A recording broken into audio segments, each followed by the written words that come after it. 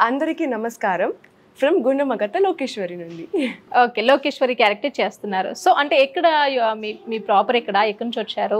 Actually నేను from Madanapalle, but Born and బాటప్ వచ్చి బెంగళూరు.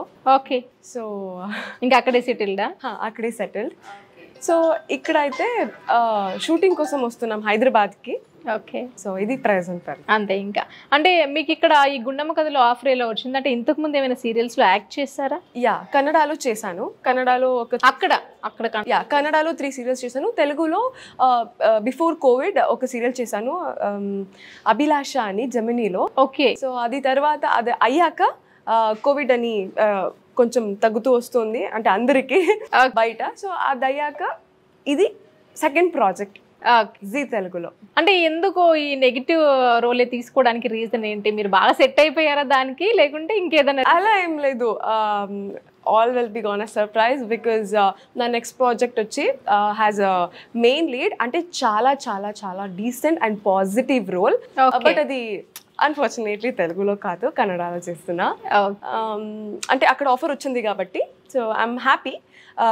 చాలా ఆపోజిట్ క్యారెక్టర్ ఉంటుంది అన్నమాట. ఇక్కడ ఎంత అగ్రెసివ్ నెగిటివ్గా ఉంటానో అక్కడ అంత ఆపోజిట్ పాజిటివ్.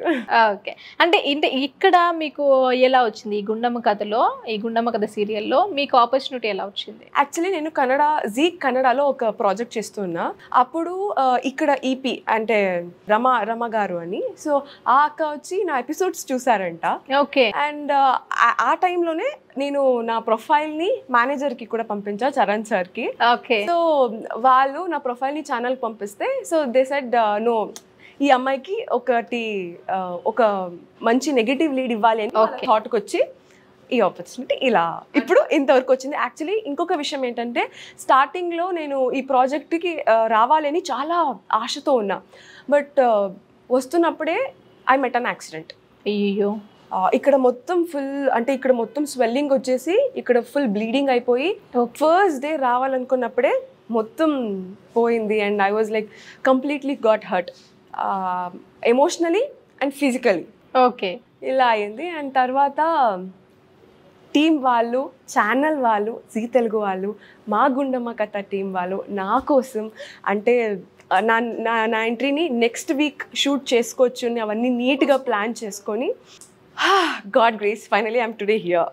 ఓకే, ఎన్ని డేస్ సక్సెస్ఫుల్గా కంటిన్యూ అవుతుంది? ఇప్పుడు అంటే ఎన్ని డేస్ కాదు, 2 years అవుతుంది. 2 years కంప్లీట్ అయిపోయింది? 2 years కంప్లీట్ అవ్వలేదు, అవుతుంది. సో అండ్ నెక్స్ట్ తెలుగులో ఏమైనా ప్రాజెక్ట్ ఉందా మీకు? నెక్స్ట్ అయితే లైక్ చాలా ప్రాజెక్ట్స్ వస్తూ ఉన్నాయి. ఓకే, అదే ఈ డేట్స్ ఆ డేట్స్ కొంచెం క్లాష్ అవుతుందని ఇప్పుడు ఆల్మోస్ట్ నేను కంప్లీట్ మంత్ బిజీ అయిపోయాను.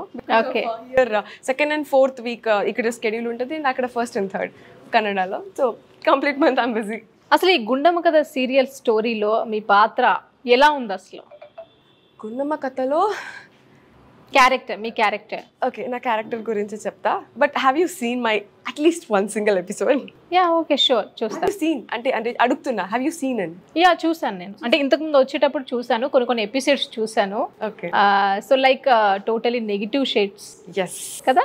సో గుండమ్మ కథలో ఈ లోకేశ్వరి అంటేనే పక్కా నెగిటివ్. వామ్మో, అలా నెగిటివ్ చేసినే ఇప్పుడు అందరితో లాక్ అయిపోయాను. ఓకే, రీసెంట్గా లాక్ అయిపోయి ఇప్పుడు చాలా మంచిదానిలాగా నటించడానికి ట్రై చేస్తున్నా, బట్ నా వల్ల అవ్వట్లే.